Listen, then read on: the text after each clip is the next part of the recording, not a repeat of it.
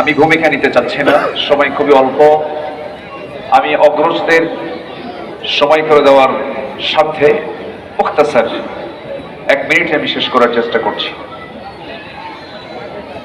আল্লামা Sayeedi foundation কর্তৃক আয়োজিত আজকের এই শহীদ আল্লামা দেলোয়ার হোসেন সাইদি রাহিমাহুল্লাহর জীবন ও কর্ম শীর্ষক আলোচনা সভা দোয়া মাহফিলে উপস্থিত সম্মানিত দ্বীনি ভাইরা,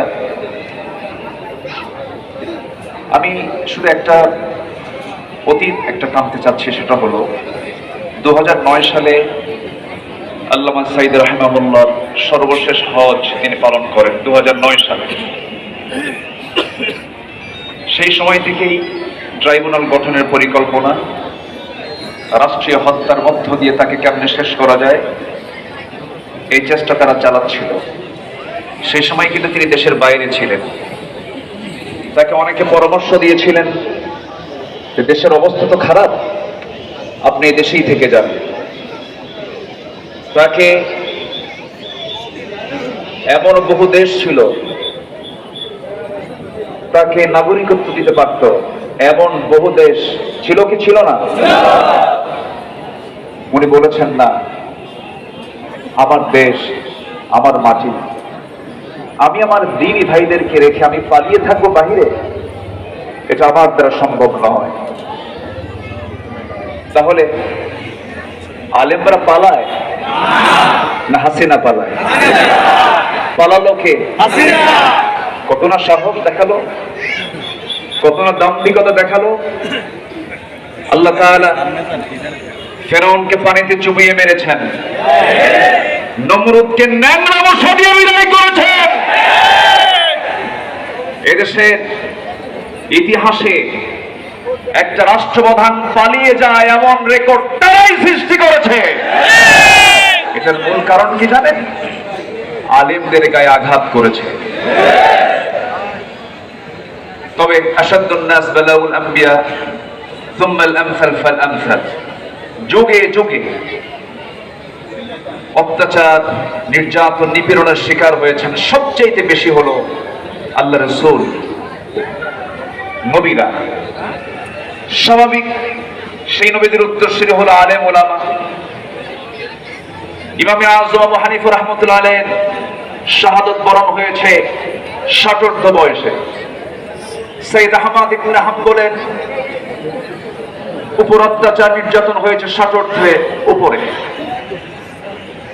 আল্লামা সাইদ রাহিমাহুল্লাহ তাদেরই তিনি যোগ্য উত্তরসূরি ছিলেন। আমরা তার জীবন কর্ম নিয়ে কথা বলবো, সময় তো নাই, সময় খুবই অল্প। সবাই দোয়া করবেন আল্লাহ তাআলা যেন তার কবরটাকে জান্নাতের টুকরা বানায় দেন। তিনি ছিলেন মানুষের মনোজগতের এক মুকুটহীন সম্রাট। তিনি দুনিয়ার মুকুট পাননি, বাহ্যিক কোন সিংহাসন তিনি পাননি, কিন্তু দেশের অগণন মানুষের হৃদয় রাজ্য তিনি জয় করতে পেরেছিলেন। তার রেখে যাও যে আদর্শ,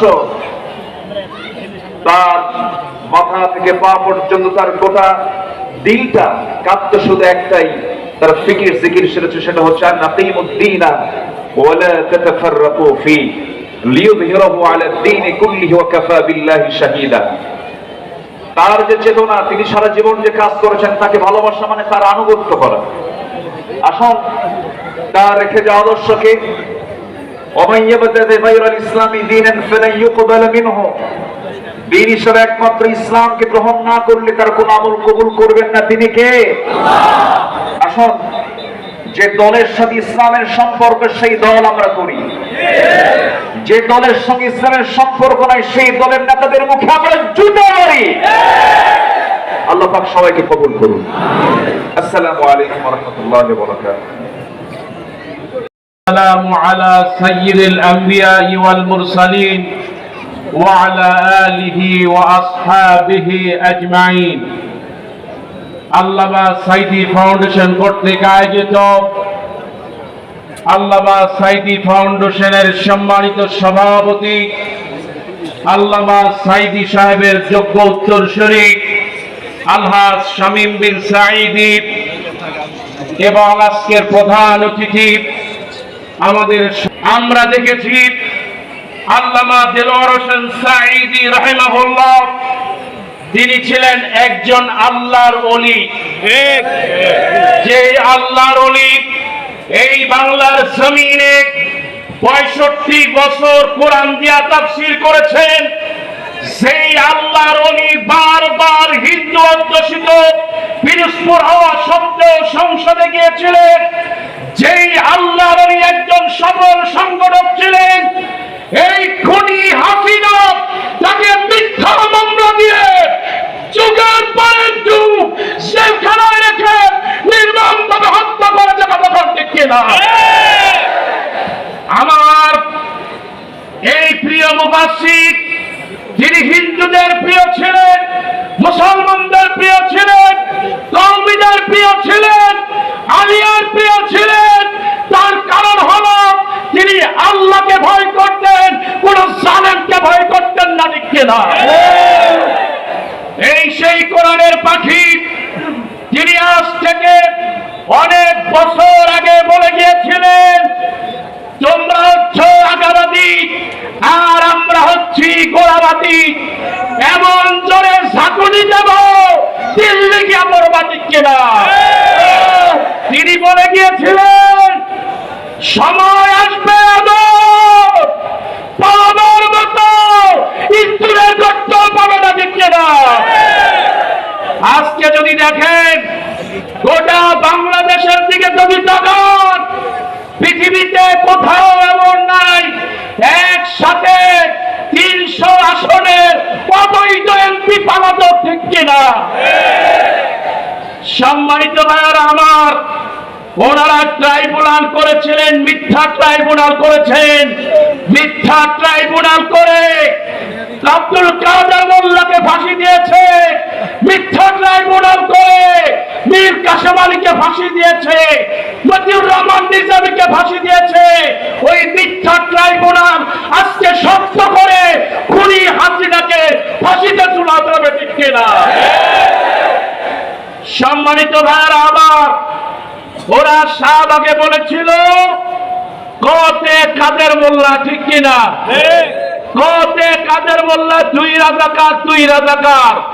আর আজকে গোটা পৃথিবীর মানুষ বলছে আমি রাজা। কে রাজাকার? কে রাজাকার?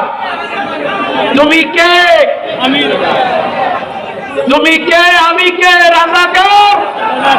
তারা শুধু এদেরকে রাজাকার বানিয়েছিল, আজ গোটা পৃথিবী তাদেরকে রাজাকার বানিয়েছে। ঠিক কিনা? আজকে তাদের জিল্লতির সাথে এই দেশ থেকে তাদের নিশানা মুছে যাবে।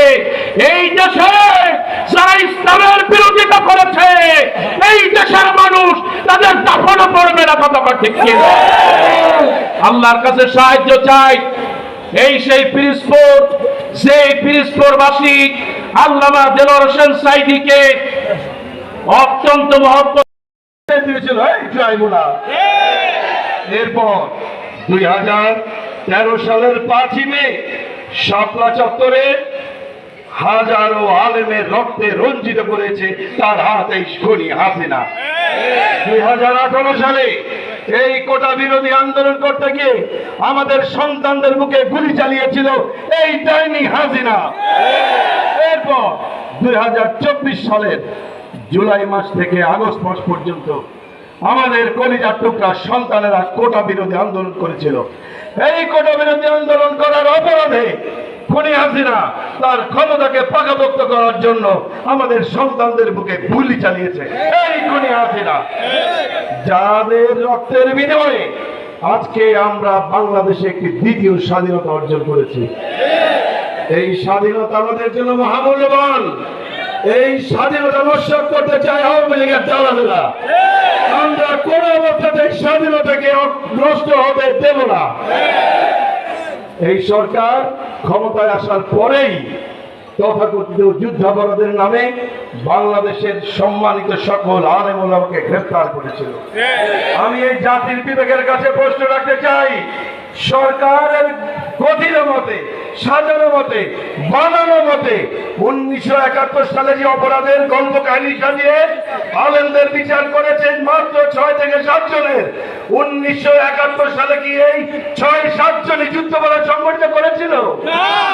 তাহলে উন্নত বিচার হয়নি কেন?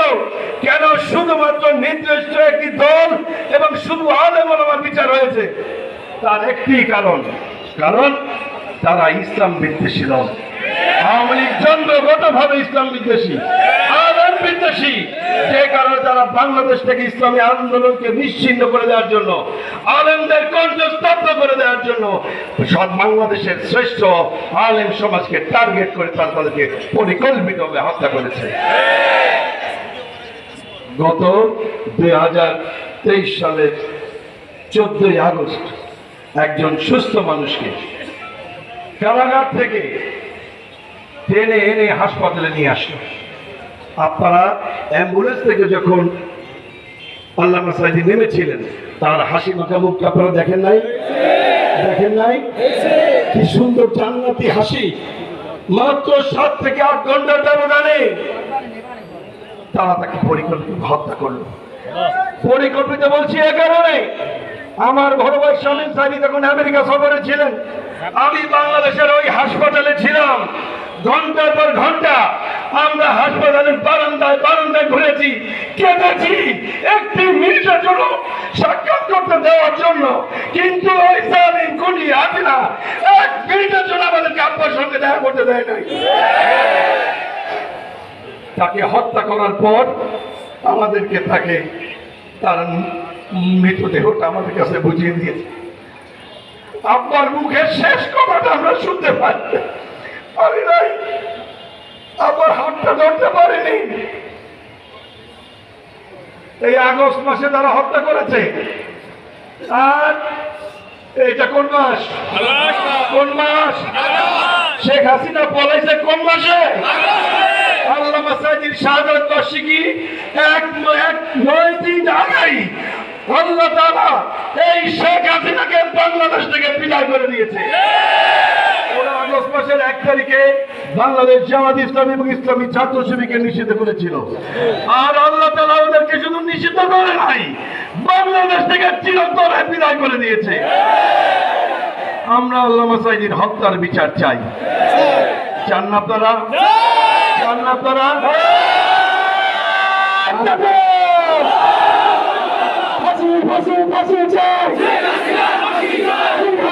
ফাঁসি চাই,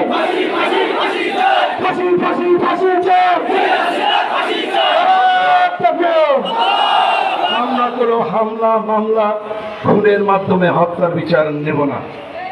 তবে কিভাবে নেব? আইনের মাধ্যমে তো বটেই। তবে যে আন্দোলন সংগ্রাম করতে গিয়ে যে দলগত অপরাধে তিনি আজকে 13 বছর কারাগারে থেকেছিলেন, সেই বাংলাদেশ জামাত ইসলামীর নেতৃত্বে বাংলাদেশে একটি কল্যাণমুখী রাষ্ট্র কায়েমের মাধ্যমে, এই জমিনে আল্লাহর দ্বীন প্রতিষ্ঠার মাধ্যমে আমরা আল্লামা সাঈদীর খুনের বদলা নেব ইনশাআল্লাহ। আমরা প্রস্তুত আছি না? ইনশাআল্লাহ আল্লাহ তাআলা আমাদের সেই তৌফিক দান করেন। ওয়ালাইকুম আসসালাম ওয়া রাহমাতুল্লাহি ওয়া বারাকাতুহু। সবাই কেমন আছেন? আলহামদুলিল্লাহ। আলহামদুলিল্লাহ। আল্লাহ তাআলা আজকে আমাদেরকে একটা সুদিন দিয়েছে, আবার আমরা উচ্চ কণ্ঠে পড়ি আলহামদুলিল্লাহ। এই মাটিতে আমরা এসেছিলাম বেশি দিন আগে না, 1টা বছর আগে এখানে সালাতুল জানাজায় আমরা হাজির হয়েছিলাম। বারবার আমাদেরকে বলা হয়েছে গুলি চালানো হবে, তাড়াতাড়ি সালাতুল জানাজা পড়ে ফেলে। দুইবার জানাজার নামাজ পড়েও মানুষ ছেড়ে দিয়েছিল। মানুষ সেটার বদলা নিতে দেরি করে নাই, ঠিক কিনা? রাজপথে ছাত্র জনতা নেমে এসেছে। ছাত্র জনতার মধ্য দিয়ে ফ্যাসিস্ট সরকারের পতন হয়েছে, ঠিক কিনা? কোরআনুল কারীমের একটি আয়াতকে স্মরণ করে দিতে চাই, ওয়ালা তারকানু ইলাল্লাযীনা যালামু ফাতামাসসাকুমুন-নার। আল্লাহ রাব্বুল আলামিন বলেন, জালেমদের সঙ্গী হয়ো না, জালেমদের সাথে ঠেস দিয়ে দাঁড়াও না। জালেমদের সঙ্গী সারা দুনিয়াতে এখন খুঁজে পাওয়া যাচ্ছে না, ঠিক কিনা? প্রিয় হাজিরিন, আল্লামা সাঈদী ফাউন্ডেশন এ জাতির জন্য স্মরণীয় একটা নাম। ইন্না হাদাল ইনসান, দুনিয়ার এক একটা মানুষ এক একটা প্রতিষ্ঠানের মতো, প্রত্যেকটা মানুষ প্রতিষ্ঠান হতে পারে না। আল্লামা সাঈদী এমন একটা প্রতিষ্ঠান, ফানজুরু আম্মান তাখুযুনা দীনাকুম, চুলের গোড়া থেকে শুরু করে পায়ের তালু পর্যন্ত মিলালে আল্লাহর নবীর সুন্নতের পরিপূর্ণ অনুসারী হিসাবে তাকে মনে হয়, ঠিক কি না? আজকে সেই ফাউন্ডেশনে আমরা উপস্থিত হতে পেরেছি বুক ভরা ভালোবাসা নিয়ে। এমন একজন মানুষকে নিয়ে আমরা কথা বলতে দাঁড়িয়েছি যার সুযোগ্য দুজন সন্তান এখানে উপস্থিত আছেন, আমাদের প্রিয় মোহতারাম ভাই শামীম সাঈদী হাফিজাহুল্লাহ এবং মাসুদ সাঈদী হাফিজাহুল্লাহ। ওনারা এই মাটিতে আছে, জুলুমের শিকার হয়েছে বারবার। এই মাটিতে যখন ওনাদের প্রয়োজন হবে নিরলসভাবে আমরা ওনাদের পাশে থাকবো, রাজি আছি ইনশাআল্লাহ। আমরা কোরআনের কথা বলতে গিয়ে বাধাগ্রস্ত হয়েছি, জায়গায় জায়গায় আমাদেরকে নিষেধাজ্ঞা দেওয়া হয়েছে। আর বাধা দেওয়ার মতো কোন জালেম যেন তৈরি না হয়, আজ থেকে প্রস্তুতি গ্রহণ করা লাগবে, ঠিক কি না? আমি একটা ছোট্ট উদাহরণ আপনাদের জন্য দিতে চাই। এখনো কেউ টুপিটা পানি আর কোনো ঝগড়া করবো না। কার টুপি লাল, কার টুপি পাঁচকড়ি, কার টুপি লম্বা, কার টুপি খাটো, পাঞ্জাবি কার একটনি, পাঞ্জাবি কার ফারাক, কার পাঞ্জাবিটা বিশাল জুব্বা, এগুলো নিয়ে আমরা রেস্তোরা করবো না। সামনের দিকে আমরা আনন্দের মধ্যে ঐক্যের বিশাল একটা প্রাচীর গড়ে তুলে আল্লাহর জমিনে আল্লাহর দ্বীনের পতাকা উত্তোলন করবো ইনশাআল্লাহ। ছোট্ট একটা উদাহরণ আজকে আপনাদেরকে দিতে চাই। বনের মধ্যে সত্যবাদী ইসলাম আছে যেখানে, সত্য আছে যেখানে, ইসলাম আছে যেখানে, সত্য আছে সেখানে, কোরআন আছে যেখানে, সত্য আছে সেখানে। যারা কোরআনের আন্দোলন করে না, এরা মিথ্যায় পর্যবসিত হয়েছে, ইতিহাসে রাস্তা করে নিক্ষিপ্ত হয়েছে হাসিনার মতো বেয়াদব। যারা সাঈদী সাহেবের সাথে বেয়াদবি করেছে একটাও বাঁচে নেই। উনি এক বছরও সময় দেননি। তিনি বলেছিলেন আমাকে যদি শহীদ করা হয় আল্লাহ যেন তার শাহাদাতকে কবুল করেন। ওই শাহাদাতের রক্ত এমন ভাবে তাদেরকে পুড়ে ছাই করে দিবে, দুনিয়াতে দাঁড়ানোর কোনো ক্ষমতা তারা পাবে না। আজকে একই অবস্থা হয়েছে, একজন করে আসছেন। এরকম নিশ্চিন্ন ভাবে পৃথিবী থেকে বিদায় হওয়া কোন সংগঠন নাম আমরা জানি না। নেতাগুলো আগের রাতে হাঁটতেছিলেন বীর বিক্রমে শূন্য সামন্ত নিয়ে, পরের দিন সকালে দেখে নিজের বাচ্চাও নিজেকে আর সালাম দেয় না। এটা হয়েছে। আমাকে ঢাকা মহানগরী উত্তরের সভাপতি মাওলানা সেলিম উদ্দিন বলছিলেন, তারেক ভাই এতদিন আমরা মুখে লাগাম লাগিয়ে হেঁটেছি, আর এখন ওরা লাগাম লাগানোরও সুযোগ পায়নি, ল্যাংটা হয়ে দৌড়াচ্ছে। সাহেব দাড়িমত ছেঁচেও তো কুল পাওয়া গেল না। আল্লাহ বলছেন আল আখিল্লাউ ইয়াওমাইযিন বা'দুহুম লিবা'দিন আদু ইল্লাল মুত্তাকুন। শুনে রাখো দুনিয়ার মানুষ, কোন তাকওয়া ছাড়া কোনো বন্ধুত্ব হয় না। তাকওয়া আছে যেখানে, বন্ধুত্ব আছে সেখানে। একজন মুত্তাকি আরেকজনের জন্য ঢাল হয়ে যায়, কিন্তু কোনো হারামখোর ঢাল হতে পারে না। আইনমন্ত্রী যখন ধরে নেয় পুলিশ চিনে নাই, বসে আছে দরবেশ, কারণ দরবেশের দাড়িও নাই, মোছও চুল কি হয়েছে, চুল জুতার কালি দিয়ে কালো করে দেওয়া হয়েছে। কিছু দূর আসার পরে ওই আনিসের মনে হলো, ভাই আমার সাথে যিনি বসেছিল উনি আর কেউ না, দরবেশ লানাতুল্লাহি আলাইহি। পুলিশ এসে তাড়াতাড়ি করে, আপনি সেই দরবেশ যিনি মাত্র 96-তে মাত্র 10,000 কোটি টাকার শেয়ার বাজার থেকে লুট করেছিলেন। এ সমস্ত জালেমদের ফাঁসি হবে এই বাংলার জমিনে। এরা যেন কোনোদিন আর পা তুলে দাঁড়াতে না পারে। আল্লাহর হাবিব বলছেন, ইত্তাকু ফিরাসাতাল মুমিন, মুমিনের দূরদর্শিতা থেকে বাঁচো। তারা আল্লাহর নূর দিয়ে সামনে দেখে, একটা কোথাও এদিক সেদিক হয়নি। এক বছর আল্লাহ সময় দেয়নি, তার মধ্যেই তাদেরকে ধুয়ে মুছে আল্লাহ সাফ করে দিয়েছেন। আমাদের সামনে এখন একটা মাটি, একটা জায়গা, কোন জুলুম যেন আমরা না করি। আমার শুক্রাঞ্চল বাড়ির মতো প্রত্যেকজন হিন্দু ভাই আমাদের কাছে আমানত, প্রত্যেকটি বিধর্মী ভাইয়েরা আমাদের কাছে আমানত। ইসলামী আন্দোলন সেই নজির দেখিয়েছে, যেমন ইসলামের আমির ঘোষণা করেছে হিন্দুদের মন্দির, হিন্দুদের সব কিছু পাহাড় দিবে জামাত শিবিরের লোকেরা। সিদ্ধান্ত আমরা স্থাপন করেছি আগামী দিনে দিন ইসলামের দিন, আগামী দিনে হোক কোরআনের দিন। আল্লাহ আমাদের সবাইকে কোরআনের জন্য কবুল করুক। আসসালামু আলাইকুম ওয়া রাহমাতুল্লাহি ওয়া বারাকাতুহু। মুরসালিন ওয়া আলা আলিহি ওয়া সাহবিহি আজমাইন। ওয়া মাকারু ওয়া মাকারাল্লাহ আল্লাহু খায়রুল মাকিরিন। আল্লামা সাঈদী ফাউন্ডেশন কর্তৃক আয়োজিত শহীদ আল্লামা দেলোয়ার হোসেন সাঈদী রাহিমাহুল্লাহ জীবন ও কর্ম শীর্ষক আলোচনা সভা এবং দোয়ার অনুষ্ঠানের আগত আমাদের প্রধান অতিথি,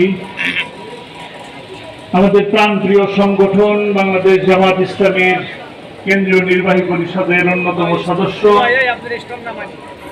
কেন্দ্রীয় অ্যাসিস্ট্যান্ট সেক্রেটারি জেনারেল জননেতা অ্যাডভোকেট মোয়াজ্জেম হোসেন হেলাল ভাই, উপস্থিত বিভিন্ন রাজনৈতিক দলের নেতৃবৃন্দ এবং আমার এক ডাকে সাড়া দেওয়া আমার প্রিয় আলেমগণ, যাদেরকে আমার বাবা বলতেন তার রুহানি সন্তান, সেই সন্তানগণ সব এই মাহফিলের জগতে থাকার পর বলেন তো কেন তাকে হত্যা করার চক্রান্ত করা হলো? বলতে পারবেন? কারণ তিনি বাংলার এই মাটিতে কোরআনের আলোকে উজ্জীবিত করতে চেয়েছিলেন। তিনি কোরআনের মাহফিলগুলোতে কোরআনের বাণী বলতেন বিধায় সহস্র হিন্দু, খ্রিস্টান, বৌদ্ধ ভাইয়েরা আপনাদের প্রিয় মুফাসসির কোরআনের পাখির হাতে হাত রেখে ইসলামের সুশীতল ছায়াতলে এসেছিল। তিনি কোরআনের কথা বলতেন বলেই আপনাদের ভোটের মাধ্যমে জাতীয় সংসদে যে সিট চালু করা ছিল, সংসদ সদস্যরা সংসদ ভবনে ঢুকলে মাথা ঝুঁকিয়ে ঢুকতে হতো, সেই শিরকের সমূলে উৎপাদনের বাণী এবং কোরআনকে প্রতিষ্ঠা করার চেষ্টা করেছিল। সেই কারণে কোরআনের বিরোধীকারীরা, নাস্তিকেরা, রামবামেরা তাকে ষড়যন্ত্র করে মিথ্যা অপবাদ দিয়ে, নিকৃষ্ট মিথ্যা মামলা দিয়ে তাকে জেলের মধ্যে 13টি বছর বন্দী করে রেখেছিল। 13 বছর বন্দী করে রেখেছেন, তার আগে 4 বছর কোনো ময়দানে কথা বলতে দেওয়া হয় নাই। যদি আজকে ওই 15-16টি বছর ময়দানে থাকতেন, তাহলে 15 বছরে অন্তত 15টা মানুষ দিনের শিক্ষা পেতেন, কোরআনের আলোয় আলোকিত হতে পারতেন। ওই একই ষড়যন্ত্র বারবার করে আসা হচ্ছে, ষড়যন্ত্র করা হচ্ছে আলেমদের বিরুদ্ধে, ষড়যন্ত্র করা হচ্ছে দিন প্রতিষ্ঠার আলেমের কর্মীদের বিরুদ্ধে। দিন প্রতিষ্ঠার আন্দোলনে যে সমস্ত দল আছে সেই সমস্ত দলের বিরুদ্ধে কারাগারের মধ্যে বন্দী করে রাখা হলো। আমরা সেই ব্যক্তির ইনশাআল্লাহ প্রতিটি দিনের হিসাব নিব। যখন 28শে অক্টোবরে তার রায় দেওয়া হলো, 28শে ফেব্রুয়ারি, তখন বিনা বিচারে অসংখ্য নারী শিশুকে হত্যা করা হয়েছে। এরপর যখন আব্বার সাথে দেখা করতে গেলাম, তখন আব্বা বললেন, কতগুলো মানুষ আমার জন্য জীবন দিয়ে দিল, কতগুলো মানুষ কোরআনের জন্য জীবন দিয়ে দিল, কিন্তু সর্বপ্রথম আমার জন্য জীবন দিয়েছিলেন তার বড় ছেলে, আমাদের এই আল্লামা সাঈদী ফাউন্ডেশনের প্রতিষ্ঠাতা চেয়ারম্যান মাওলানা রাফিক বিন সাঈদী। আপনারা দোয়া করবেন রাফিক বিন সাঈদীকে আল্লাহ তাআলা জান্নাতুল ফেরদৌসের মেহমান হিসাবে কবুল করে নিন। এই প্রতিষ্ঠানটিকে যেন আল্লাহ তাআলা কিয়ামত পর্যন্ত